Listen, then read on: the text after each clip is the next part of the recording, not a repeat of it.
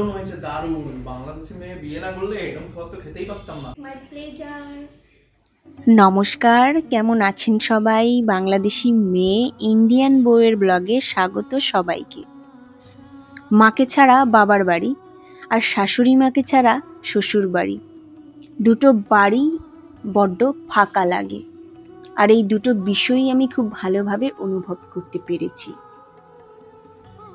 জন্ম থেকে বেড়ে ওঠা বাবার বাড়িতে, আর আমরা সন্তানেরা তো মায়েদের আষ্টে পিষ্টে জড়িয়ে থাকি, আর মায়েরাও সন্তানদেরকে তাদের আষ্টে পিষ্টে জড়িয়ে রাখে।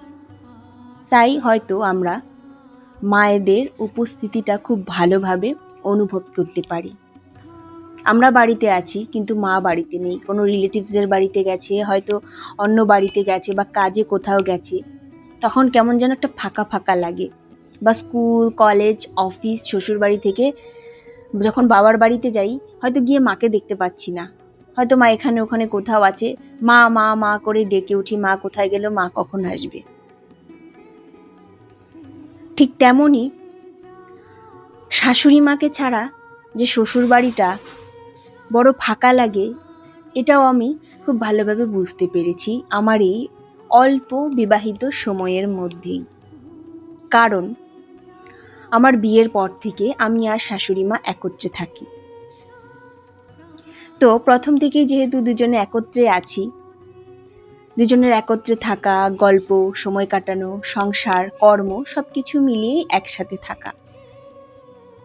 মাঝে মধ্যে যখন মামনি আমাদের দুর্গাপুরের বাড়িতে যায় বা কোথাও যায় ঘুরতে, তখন মামনিকে খুব মনে পড়ে। মামনির অ্যাবসেন্সটাকে খুব করে আমাকে ভাবায় বা আমি অনুভব করি। মামনিকে ডাকা, কোনো কথা বলা, বা ওই মামনির রুমে মামনি থাকে আমাকে ডাকে, এই জিনিসগুলো তখন হয় না। 2-3 দিন আগে মামনি দুর্গাপুরের বাড়িতে গিয়েছিল, তখন আমি কলকাতার বাড়িতে একাই ছিলাম। হাজব্যান্ড ছিল, তবে মামনি ছিল না। ওই যে আমার একা একা থাকা, যে সময়টা মামনির সাথে গল্প করতাম, দুজনে কথা বলতাম, খেতাম, রান্না করতাম, সব কিছু মিলিয়েই একটা খুব ফাঁকা সময় আমি পার করেছি। বাবার বাড়িতে গিয়ে যখন মাকে না পাই, সেটা তো একটা বিশাল বড় মায়ের অ্যাবসেন্স কাজ করে। ঠিক তেমনই মাঝে মধ্যে যখন শ্বশুর বাড়িতে শাশুড়ি মা থাকে না, সেটাও খুব বড় আমার কাছে একটা অ্যাবসেন্স শাশুড়ি মায়ের। তাই আমি দুটো বিষয়ই খুব ভালোভাবে অনুভব করেছি যে মাকে ছাড়া বাবার বাড়ি বড্ড ফাঁকা, প্রতিটি মুহূর্ত মা মা মনে হয়। ঠিক তেমনই শাশুড়ি মাকেও ছাড়া শ্বশুর বাড়িটা বড় ফাঁকা ফাঁকা লাগে। আর ব্লগের প্রথমে আমার হাজব্যান্ড যে আমার ছোট্ট মিষ্টি একটা প্রশংসা করলো, এটা আমার রান্নার, আমার হাতের বাংলাদেশি ভুনা খিচুড়ি।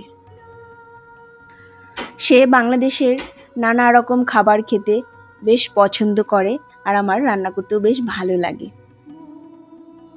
সকালবেলা ঘুম থেকে ওঠার পরেই আকাশটা প্রচুর মেঘলা ছিল, ঝিরিঝিরি বৃষ্টি ছিল, তাই সিদ্ধান্ত নিয়েছিলাম যে একটু ভুনা খিচুড়ি, পটল ভাজা আর ডিম ভাজা করব।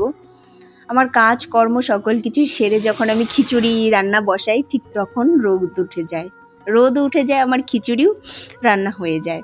আর অনেক দিন ধরেই ইচ্ছে হয়েছিল যে একটু ভুনা খিচুড়ি খাবো। আর ঘরে অনেকটা পরিমাণের পোলাওয়ের চালও ছিল, গোবিন্দভোগ চাল, কালো জিরে চাল, যে যেটা বলো না কেন, বাংলাদেশের পুরনো। আর ওই পুরনো চালের ভুনা খিচুড়ি, পোলাও বেশ ভালো হয়, মায়ের থেকে জেনেছি, শুনেছি, আর আমি নিজেও করে উপলব্ধি করেছি। বরমশাই যখন আমার হাতের রান্না খেয়ে বেশ খুশি হয়, আমারও বেশ ভালো লাগে। সবাই ভালো থেকো, সুস্থ থেকো, আমার জন্য আশীর্বাদ রেখো।